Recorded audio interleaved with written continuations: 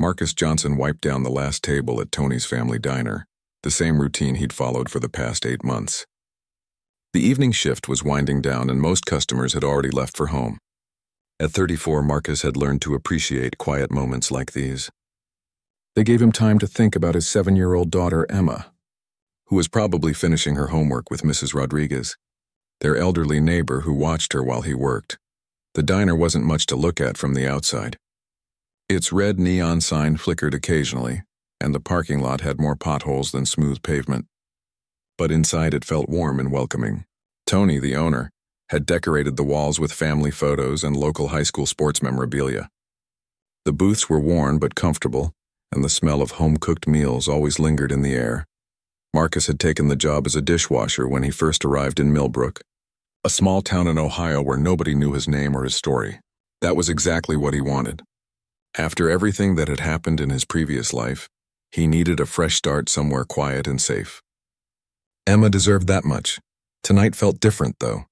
As Marcus stacked chairs on tables, he noticed a young woman sitting alone in the corner booth. She looked nervous, constantly checking her phone and glancing toward the entrance. Her coffee had gone cold an hour ago, but she kept stirring it with a plastic spoon, making small circles that seemed to calm her somehow. Sarah Chen was 26 and worked as a nurse at the local hospital. She had moved to Millbrook 2 years ago, hoping to escape the chaos of city life and find some peace in a smaller community.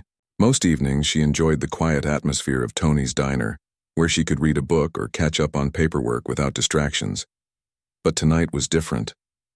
For the past 3 weeks, Sarah had been dealing with unwanted attention from 2 men who frequented the gym where she worked out. At first, their comments seemed harmless enough, compliments about her workout routine or offers to help with heavy weights. But their behavior had gradually become more aggressive and persistent. The situation had escalated earlier that week when they followed her car home from the grocery store. They didn't approach her house, but they drove slowly past several times, making their presence known. Sarah had considered calling the police, but she wasn't sure they had actually done anything illegal. Following someone wasn't necessarily a crime, and she had no proof they meant her harm. Tonight she had noticed their pickup truck in the diner's parking lot when she arrived. Through the window she could see them sitting at the counter, occasionally turning to look in her direction. Their stares made her skin crawl, and she regretted not listening to her instincts and going straight home after work. Marcus noticed the tension in the young woman's posture and followed her gaze to the 2 men at the counter. They were both large and muscular, probably in their early 30s with arms covered in tattoos. One wore a leather jacket despite the warm weather, while the other had on a baseball cap pulled low over his eyes. They had been nursing the same cups of coffee for over an hour, which was unusual for customers at this time of night. Something about their behavior bothered Marcus. In his previous life, he had learned to read people quickly and accurately. These men weren't here for the food or casual conversation. They were waiting for something, and their attention kept returning to the woman in the corner booth. Tony emerged from the kitchen, wiping his hands on his apron. He was a short, stocky man in his 60s with graying hair and kind eyes behind wire-rimmed glasses. Tony had inherited the diner from his father and had been running it for over 30 years. He knew most of his regular customers by name and genuinely cared about their well-being. "Everything okay out here, Marcus?" Tony asked, noticing the unusual atmosphere in his normally peaceful establishment. Marcus nodded toward the corner booth. "The lady over there seems uncomfortable. Those 2 guys at the counter have been watching her for a while." Tony glanced over and frowned. He didn't recognize the men, which was unusual in a town where most faces were familiar. New customers were always welcome, but something about these particular visitors made him uneasy. The situation reached a turning point when Sarah finally gathered her courage to leave. She placed a $10 bill on the table, far more than necessary for her single cup of coffee, and stood up slowly. Her hands were shaking slightly as she gathered her purse and keys. As Sarah walked toward the exit, both men at the counter suddenly finished their coffee and stood up as well. They left exact change for their bill, which suggested they had been planning their departure to coincide with hers. Marcus felt his muscles tense. Years of training and experience had taught him to recognize dangerous situations before they fully developed. Every instinct in his body was telling him that this young woman was about to face serious trouble, and he was possibly the only person in a position to help her. The three customers headed for the door almost simultaneously, with Sarah trying to maintain some distance from the two men who seemed determined to follow her outside. The parking lot was poorly lit, with only two working streetlights casting long shadows between the cars. Marcus made a quick decision that would change everything for everyone involved. He untied his apron, tossed it on the nearest table, and headed for the door. Tony watched with growing concern, sensing that his quiet evening was about to become something much more complicated. Outside in the parking lot, Sarah's worst fears were about to become reality, and Marcus Johnson was about to step back into the world he had worked so hard to leave behind. The cool evening air hit Sarah's face as she stepped outside, but it did nothing to calm her racing heart. She could hear footsteps behind her, matching her pace as she walked quickly toward her small blue Honda Civic. The parking lot felt much larger and more isolated than it had when she arrived. "Hey there. Beautiful," called out one of the men. His voice carried a threatening undertone that made Sarah's stomach clench with fear. "Why don't you slow down a bit? We just want to talk." Sarah increased her pace, fumbling with her car keys. Her hands were trembling so badly that she dropped them twice before managing to get a firm grip. The men were getting closer, and she could smell cigarette smoke and alcohol on their breath. "Come on. Don't be unfriendly," the second man said, his voice even more menacing than his companions. "We've been trying to get your attention for weeks. The least you can do is give us a few minutes of your time." Marcus stepped out of the diner just as the situation was escalating. He could see that Sarah was trapped between her car and the two men, who had positioned themselves to block her escape route. Years of military and law enforcement training kicked in automatically, and he began assessing the scene with professional precision. The first man was approximately 6 feet tall and heavily built, probably around 200 pounds. His leather jacket was unzipped, revealing a thick chain around his neck and several rings on his fingers that could easily be used as weapons. The second man was slightly shorter but broader, with muscular arms that suggested he spent considerable time working out or doing physical labor. Both men had positioned themselves strategically, cutting off Sarah's access to her car door while staying close enough to grab her if she tried to run.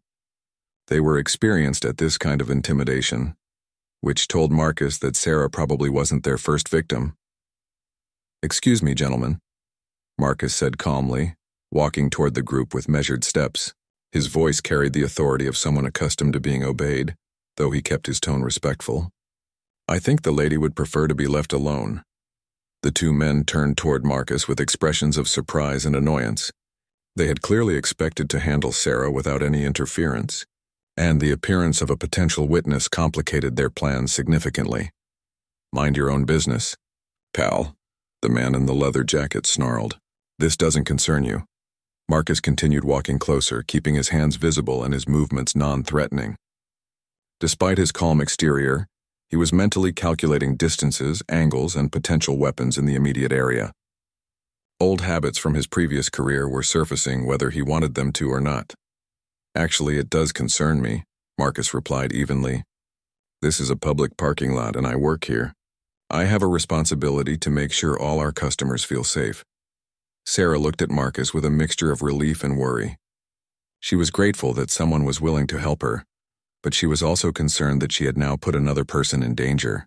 These men had been following and threatening her for weeks, and she had no idea how far they were willing to go. The second man stepped closer to Marcus, trying to use his size to intimidate him. "You look like a smart guy. Smart guys know when to walk away and forget what they've seen." Marcus stood his ground without flinching. He had faced much more dangerous situations than this one, though he couldn't explain that to anyone without revealing secrets he needed to keep buried. Instead, he focused on de-escalating the situation while positioning himself between the men and Sarah. "I'm sure we can work this out without any trouble," Marcus said calmly. "Why don't you gentlemen head on home for the night? I'm happy to make sure the lady gets to her car safely." The man in the leather jacket laughed, but there was no humor in the sound. "You think you're some kind of hero? You have no idea who you're dealing with here." "You're right," Marcus replied. "I don't know who you are, and I don't need to. But I do know that two grown men intimidating a young woman in a parking lot isn't acceptable behavior." Sarah managed to get her car key ready while the men were focused on Marcus. She was still terrified, but having someone on her side gave her enough courage to think more clearly about her options. Her phone was in her purse, and she wondered if she should try to call for help. The situation was reaching a critical point where words would no longer be sufficient. The two men exchanged glances, communicating silently about their next move. They had invested too much time and effort stalking Sarah to simply walk away because of one interference from a stranger. Marcus recognized the shift in their body language immediately. Both men were tensing their muscles and adjusting their stance in preparation for violence. He had seen the same changes hundreds of times in his previous career, and he knew exactly what was coming next. "Last chance to walk away peacefully," Marcus said, though he was no longer expecting them to take that option. The first punch came from the man in the leather jacket, a wild swing aimed at Marcus's head. But Marcus wasn't standing where the punch expected to land. Years of training had taught him to read an opponent's intentions before they acted, and he had already begun moving to avoid the attack. What happened next would shock everyone present, including Marcus himself. Muscle memory and instincts he had tried to suppress came flooding back with overwhelming force. His body responded with the precision and efficiency of someone who had spent years in life-or-death situations. The confrontation was over in less than 30 seconds. But those 30 seconds would change everything for Marcus Johnson and his carefully constructed new life in Millbrook. Tony had called the police from inside the diner, and Sarah had managed to capture part of the incident on her phone's camera. As the two men lay groaning on the asphalt, Marcus realized that his quiet existence as an anonymous dishwasher was about to come to an end. The police arrived within minutes, their red and blue lights cutting through the darkness of the parking lot. Officer Janet Mills was the first to respond, followed closely by her partner, Officer Robert Hayes. Both had been patrolling the quiet streets of Millbrook for years and rarely encountered anything more serious than traffic violations or minor domestic disputes. Sarah was sitting in her car with the door open, still shaking from the encounter but physically unharmed. She had managed to call her sister in Cleveland, who was already driving to Millbrook to stay with her for a few days. The two men who had been harassing her were conscious but clearly in pain, sitting on the ground with their hands secured behind their backs. Marcus stood calmly beside Tony's patrol car, answering questions with the patience of someone who had dealt with police investigations many times before. His clothes were barely wrinkled, and there wasn't a mark on his face despite having faced two larger opponents simultaneously. "Can you walk me through what happened here, Mr. Johnson?" Officer Mills asked, pulling out her notepad. She had interviewed Marcus briefly when he first applied for work at the diner, as part of Tony's standard background check procedure, but she had never seen him involved in any kind of trouble. Marcus provided a clear, factual account of the evening's events. He explained how he had noticed Sarah's discomfort inside the restaurant, observed the men following her outside, and intervened when their behavior became threatening. His description was precise and detailed, delivered in the calm, professional tone of someone accustomed to giving official reports. Officer Hayes was examining the scene and taking photographs. The two attackers had been identified as Derek Morrison and Carl Stevens, both of whom had previous arrests for assault and harassment in neighboring counties. Their pickup truck contained several items that suggested they had been planning something more serious than simple intimidation. "Mr. Johnson," Officer Hayes said, walking back over to where Marcus was standing, "I have to ask, do you have any formal training in self-defense or martial arts? What you did here tonight was pretty impressive." Marcus hesitated for just a moment before answering. "I had some training in the military and I've taken a few self-defense classes over the years. Nothing too fancy." It was technically true, though it barely scratched the surface of his actual background. Marcus had served 8 years as a Special Forces operator, followed by 6 years as an undercover federal agent specializing in infiltrating dangerous criminal organizations. The skills he had displayed tonight were the result of thousands of hours of the most advanced combat training available. Tony had been watching from the diner's doorway throughout the entire incident. As the owner of a small business, he was naturally protective of his customers and employees, but he had never seen anything like Marcus's performance tonight. The way Marcus had moved and reacted suggested a level of expertise far beyond anything a typical dishwasher would possess. While the officers continued their investigation, Sarah approached Marcus to thank him personally. Her voice was still shaky, but her relief was evident in every word. "I don't know how to thank you," she said, tears forming in her eyes. Those men have been following me for weeks, and I was so scared tonight. If you hadn't been there." Marcus felt uncomfortable with her gratitude, partly because helping people in danger was simply what he did, and partly because he was worried about the attention this incident might bring. He had chosen Millbrook specifically because it was the kind of place where nothing interesting ever happened. And tonight had definitely been interesting. "I'm just glad you're safe," Marcus replied quietly. "That's all that matters." The investigation continued for nearly 2 hours. Both Morrison and Stevens were arrested and charged with assault, harassment, and stalking. Sarah's phone video, combined with witness statements from Tony and Marcus, provided clear evidence of their threatening behavior and violent intentions. Officer Mills had dealt with enough cases to recognize when someone's story didn't quite add up, and something about Marcus's background was bothering her. His military service record showed only basic infantry training, but his performance tonight suggested much more advanced capabilities. She made a mental note to follow up on this discrepancy when she had more time. As the police cars finally left the parking lot, Tony locked up the diner and walked over to where Marcus was standing beside his old pickup truck. The two men had worked together for 8 months, but Tony realized he knew almost nothing about his employee's life before arriving in Millbrook. "That was something else tonight," Tony said, studying Marcus's face in the dim light. "I've never seen anyone handle himself like that." "Those guys were a lot bigger than you." Marcus shrugged. "Sometimes you just do what you have to do." "Is there anything you want to tell me about your background, Marcus? I mean, I trust you completely, and you've been a great employee, but what I saw tonight..." Marcus looked at his boss and friend, weighing his options carefully.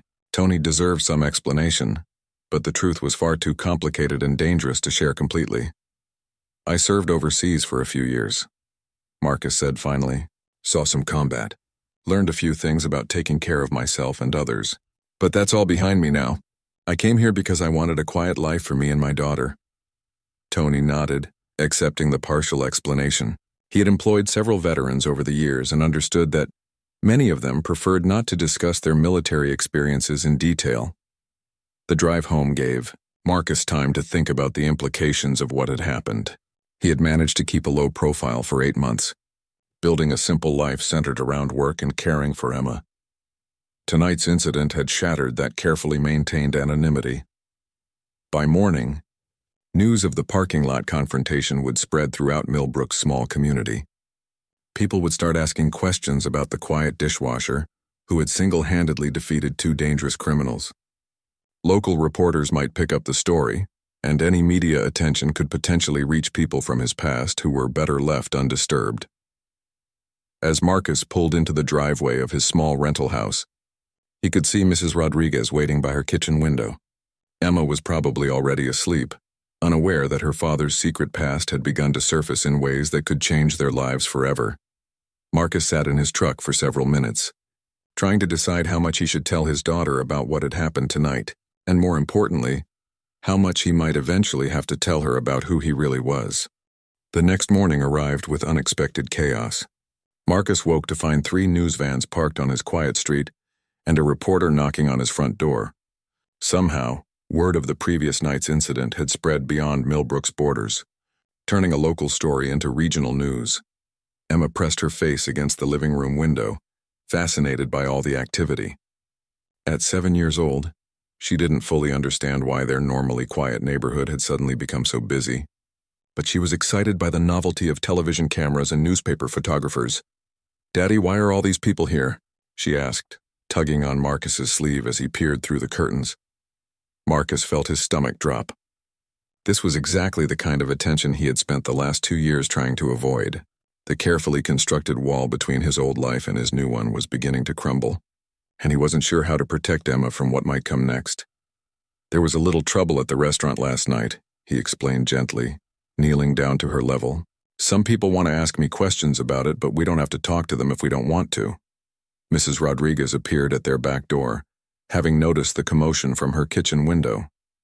The elderly woman had become like a grandmother to Emma, and Marcus trusted her judgment completely. "Marcus, you should probably see this," she said, holding up her tablet computer. "You're on the morning news." The local news station had picked up the story and was running it as their lead segment. The reporter was standing in front of Tony's diner, describing how a mysterious Good Samaritan had rescued a young nurse from two dangerous criminals. They had interviewed Sarah, who praised Marcus as a hero, and Tony, who described his employee as quiet and hardworking. But it was the security camera footage that made Marcus's blood run cold. The diner's external camera had captured most of the confrontation in the parking lot, and while the image quality wasn't perfect, it clearly showed Marcus's face and his remarkably efficient handling of two larger opponents. The reporter was asking viewers if anyone recognized the man in the footage, describing him as someone who clearly had extensive training in self-defense or martial arts. They were treating it as a heartwarming human interest story, but Marcus knew that the wrong person seeing that footage could put both him and Emma in serious danger. His phone buzzed with a text message from an unknown number. "Saw you on the news. Looks like Miami Mike finally surfaced. We need to talk." Marcus's hands began to shake. Only 3 people in the world knew him by that operational codename, and 2 of them were supposed to be dead. If David Martinez had found him this quickly, others wouldn't be far behind. "Daddy, are you okay?" Emma asked, noticing the change in her father's expression. Marcus forced a smile and ruffled her hair. "Everything's fine, sweetheart. Why don't you go have breakfast with Mrs. Rodriguez while I figure out what to do about all these people outside?" As Emma skipped next door, Marcus began making mental preparations for the possibility that they might need to disappear again. He had hoped their days of running were over, but his past had a way of catching up no matter how far he tried to go. Tony called from the diner, his voice excited and proud. "Marcus, you should see this place this morning. We've got customers lined up around the block wanting to meet the guy who saved that nurse. The phone hasn't stopped ringing with interview requests. This is the best thing that's ever happened to my business." Marcus appreciated Tony's enthusiasm, but his boss didn't understand the implications of this sudden fame. Every interview request, every photograph, every mention of his name increased the chances that someone from his former life would recognize him. "Tony, I appreciate the support, but I really don't want to do any interviews. I just want things to go back to normal as quickly as possible." "Are you kidding me? You're a hero, Marcus. People should know your story. And think about what this could mean for Emma's future. Maybe there are scholarships or opportunities that could come from this kind of recognition." The conversation was interrupted by another text message. This one from a different unknown number. "Miami Mike, your handler needs to see you immediately. Check your old email account for instructions. Time sensitive. Control." Marcus's mouth went dry. Control was the code name for his former supervisor at the federal agency, where he had worked undercover for 6 years. If Control was reaching out, it meant that Marcus's sudden visibility had triggered alerts in databases he had hoped never to appear in again. The old email account contained a message with coordinates for a meeting location and a time, 2 p.m. Today at a rest stop 40 miles outside of town. The message also contained a warning that made Marcus's blood run cold. Package compromised. Extraction may be necessary. Come alone. Marcus realized that his worst fears were coming true. His undercover work had involved infiltrating some of the most dangerous criminal organizations on the East Coast. He had testified against dozens of people who were now serving long prison sentences, and many of their associates had sworn revenge against the agent known as Miami Mike. For 2 years, Marcus had lived under the assumption that his identity was secure and his location unknown to anyone from his past. Now, thanks to one act of heroism that had been captured on camera and broadcast on television, he was potentially exposed to every enemy he had ever made. The phone rang again, this time displaying Sarah's number. She was calling to thank him again and to let him know that Morrison and Stevens had been denied bail due to their extensive criminal histories. While this was good news for Sarah's safety, it also meant that the case would continue to receive media attention as it moved through the courts. "Marcus, I hope all this publicity doesn't bother you too much," Sarah said. "I've been trying to tell the reporters that you probably want to be left alone, but they seem really interested in your story." "I appreciate that, Sarah. I'm just glad you're safe. That's really all that matters to me." After ending the call, Marcus sat down at his kitchen table and tried to think through his options. He could meet with Control and find out exactly how compromised his position was, but that risked leading his former handlers directly to Emma. He could try to run immediately, but disappearing right after becoming locally famous would only generate more attention and questions. The safest option might be to stay put and try to weather the media storm, hoping that the news cycle would move on to other stories within a few days. But if his enemies had already seen the footage and identified him, staying in Millbrook could put innocent people like Tony and Sarah in danger. As Marcus weighed these impossible choices, he noticed Emma playing happily in Mrs. Rodriguez's garden, completely unaware that their peaceful life in small-town Ohio was about to change forever. Marcus arrived at the designated rest stop 30 minutes early, using the extra time to survey the area and identify potential escape routes. Old habits died hard, and he automatically cataloged every vehicle, every person, and every possible threat in the vicinity. David Martinez was waiting at a picnic table near the back of the facility, looking older and more tired than Marcus remembered. They had worked together on 3 major operations, and David had saved Marcus's life twice during their time infiltrating the Castellano crime family in Miami. "You look good, Mike," David said, using the operational name that Marcus hadn't heard spoken aloud in over 2 years. "Quiet life in Ohio seems to agree with you." Marcus sat down across from his former colleague, maintaining enough distance to react quickly if necessary. Trust was a luxury he couldn't afford, even with people he had once considered friends. "How bad is it, David? How many people know where I am?" David pulled out a tablet and showed Marcus several screenshots from various social media platforms and news websites. The parking lot footage had been shared thousands of times, and amateur investigators were already trying to identify the mystery hero using facial recognition software and military databases. "The good news is that your cover identity is still intact," David explained. "Marcus Johnson's background check holds up under normal scrutiny.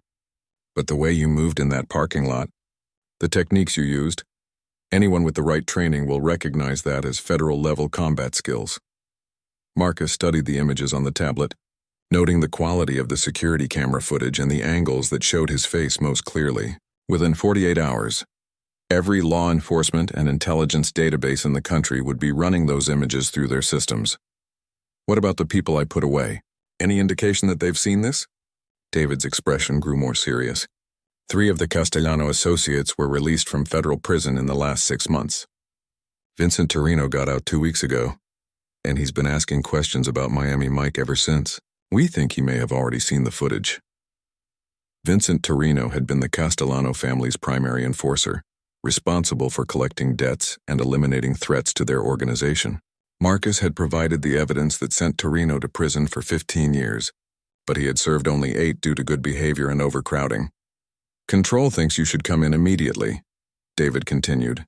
"Full relocation, new identities for both you and Emma, complete severance from your current life. We can have you both out of Ohio within 6 hours." Marcus felt his heart sink. Emma had finally settled into a normal routine in Millbrook. She had friends at school, a teacher who understood her learning style, and the stability she had never experienced during their previous relocations. Taking her away from all of that would be devastating for a child who had already been through too much upheaval. "What if I refuse? What if we stay and take our chances?" David shook his head grimly. Torino isn't just angry about going to prison. While he was inside, his younger brother was killed in a drug deal that went wrong.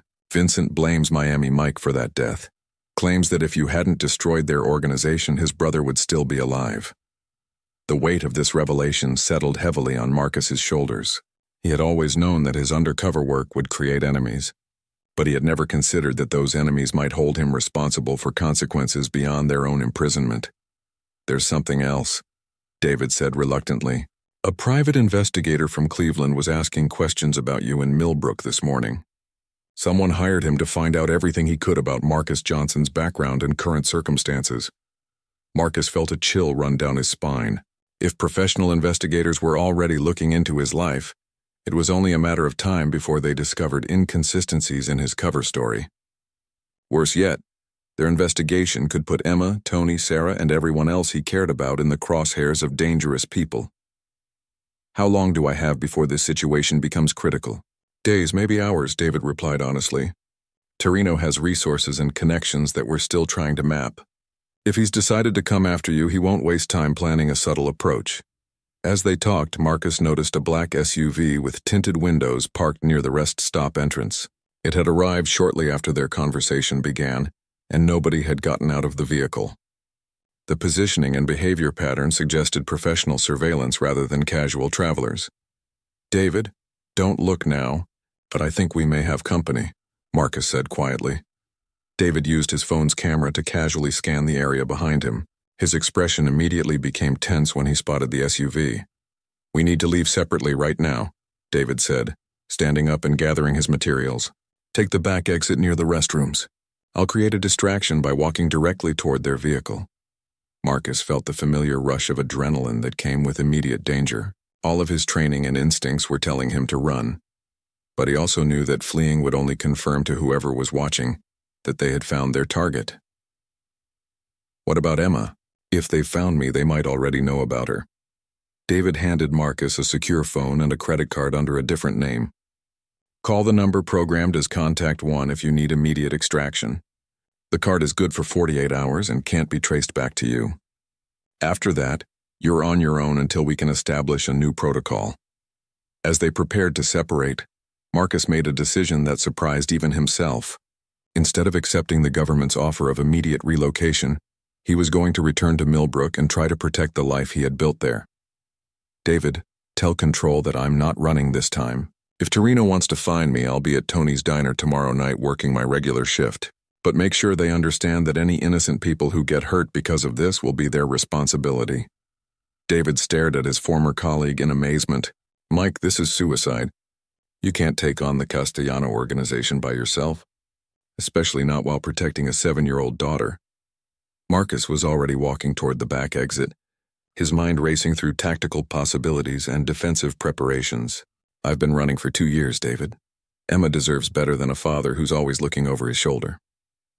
As Marcus drove back toward Millbrook, he began planning for the confrontation that was now inevitable.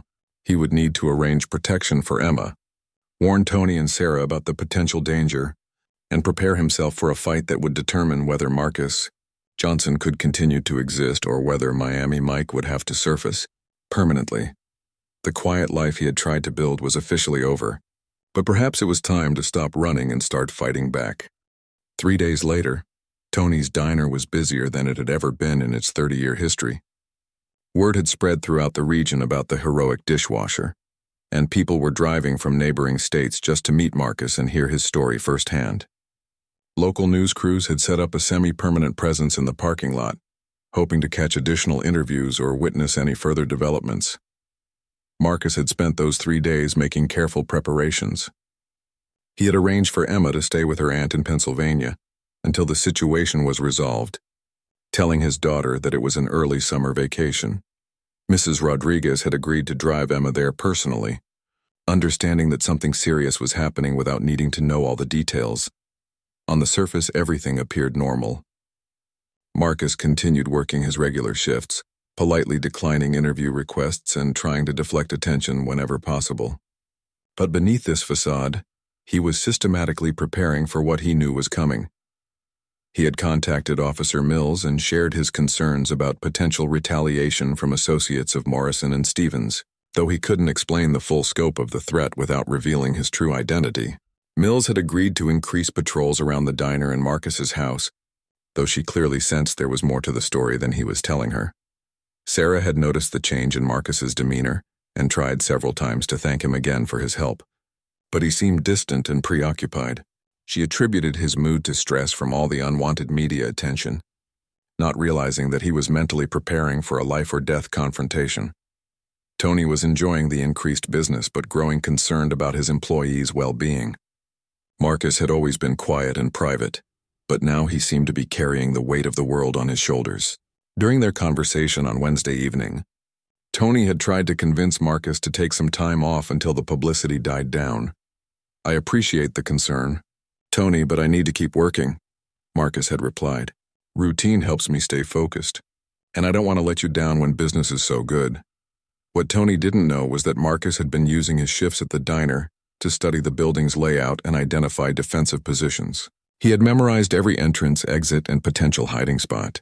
More importantly, he had quietly installed several small security cameras around the property and arranged for backup communication systems in case his phone was compromised. The confrontation finally came on Friday night, Exactly 1 week after the original incident in the parking lot, Marcus was cleaning the kitchen when Tony noticed 3 black SUVs pulling into the parking lot simultaneously. The vehicles moved with military precision, positioning themselves to block all exits from the property. "Marcus, I think you better come see this," Tony called out, his voice tight with concern. Through the front windows, they could see 8 men emerging from the vehicles. All were dressed in dark clothing and moved with the coordinated efficiency of professionals. Vincent Torino stepped out of the lead SUV, his appearance exactly matching the prison photos Marcus had studied during his preparation. The few remaining customers in the diner immediately sensed danger and began moving toward the back exits. But Marcus quietly asked them to stay calm and remain seated. He couldn't risk innocent people getting caught in crossfire if they panicked and ran into the parking lot. "Tony, I need you to call Officer Mills right now," Marcus said calmly. "Tell her we have a situation here and request immediate backup. Then I need you to go into the walk-in cooler and stay there until this is over." Tony stared at his employee in confusion. "Marcus, what's going on? Who are these people?" There was no time for detailed explanations. Marcus could see Torino and his men spreading out around the building, taking positions that would allow them to control the situation completely. Within minutes, they would be inside the diner, and the confrontation Marcus had been dreading would finally begin. "Tony, please just trust me and do what I'm asking. Call the police and get somewhere safe. I'll explain everything later if I can." Marcus walked to the front of the diner and unlocked the door, stepping outside to face the men who had traveled hundreds of miles to find him. The evening air was warm and humid, carrying the scent of approaching rain. Streetlights illuminated the parking lot like a stage, and Marcus realized that this confrontation would likely be witnessed by the news crews who had maintained their presence throughout the week. "Vincent Torino," Marcus said, his voice carrying clearly across the parking lot. "I was wondering when you'd show up." Torino smiled, but there was no warmth in the expression. He was shorter than Marcus had expected, probably 5 feet 8 inches tall, but his reputation for violence more than compensated for his lack of physical size. His eyes were cold and calculating, the eyes of someone who had killed before and wouldn't hesitate to do so again. "Miami Mike," Torino replied, using the name with obvious satisfaction. "You cost me 8 years of my life, and you cost my family everything we built over 3 generations. Tonight, we settle that debt." Marcus had positioned himself in the center of the parking lot, away from the diner's windows and doors. If shooting started, he wanted to draw fire away from any innocent people who might still be inside the building. "Your brother's death wasn't my fault, Vincent. He made his own choices, just like you did." Torino's expression darkened with rage. "You destroyed everything. Our organization, our income, our protection. Tommy died because he had to work with amateurs and strangers instead of family. That's on you, Mike." The 2 men faced each other across 20 feet of asphalt, surrounded by Torino's associates who had their hands near concealed weapons. Marcus was outnumbered 8-1, but he had advantages that Torino didn't fully understand. "I'm not the same man you knew in Miami," Marcus said quietly. "I've got a daughter now and a life worth protecting. That makes me more dangerous than I ever was as an undercover agent." Police sirens were beginning to wail in the distance, growing closer with each passing second. Officer Mills was responding with every available unit from 3 neighboring counties. Having recognized the seriousness of the situation from Tony's panicked phone call, Torino heard the sirens too, and his expression shifted from confident to concerned. He had planned this confrontation carefully, but he hadn't expected local law enforcement to respond so quickly or in such numbers. "Looks like you've got friends in this little town," Torino said, pulling a pistol from inside his jacket. "Too bad they're not going to arrive in time to save you." What happened next would be talked about in Millbrook for decades to come. Marcus Johnson, the quiet dishwasher who had worked at Tony's diner for less than a year, revealed skills and capabilities that defied explanation. The confrontation was captured by multiple security cameras and cell phone videos, creating a permanent record of the moment when Miami Mike emerged from hiding to protect the life he had built as Marcus Johnson. When the police finally arrived, they found Vincent Torino and 6 of his associates unconscious in the parking lot, their weapons secured and their hands zip-tied behind their backs. The 8th man was nowhere to be found, having apparently fled during the confrontation. Marcus was sitting calmly on the diner's front steps, bleeding from a cut above his left eye but otherwise unharmed. He was still wearing his work apron, though it was now torn and stained with dirt from the parking lot. Officer Mills approached cautiously, her weapon drawn but pointed at the ground.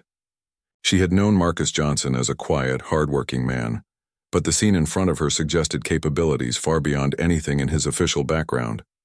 "Marcus, are you all right? Do you need medical attention?" Marcus stood up slowly, raising his hands to show that he wasn't armed. "I'm fine, Officer Mills, but I think it's time I told you the whole truth about who I really am." As federal agents arrived to take custody of Torino and his associates, Marcus began the process of explaining his real identity to the local authorities, who had unknowingly been protecting him for months. The quiet life of Marcus Johnson was officially over, but for the first time in years, he no longer had to look over his shoulder or worry about his past catching up with him. 3 weeks later, Emma returned to Millbrook to find her father working the breakfast shift at Tony's Diner, which had been renamed Hero's Diner in honor of the events that had made their small town famous. The media attention had finally died down, and life was slowly returning to normal. Marcus had received official recognition from the federal government for his years of undercover service, along with assurance that his identity was now permanently sealed from public records. Vincent Torino and his associates were facing federal charges that would keep them in prison for the rest of their lives. As Emma ran into her father's arms in the diner's parking lot, Marcus realized that sometimes the best way to protect the future is to stop running from the past. He was still Marcus Johnson, dishwasher and single father, but he no longer had to pretend to be someone he wasn't.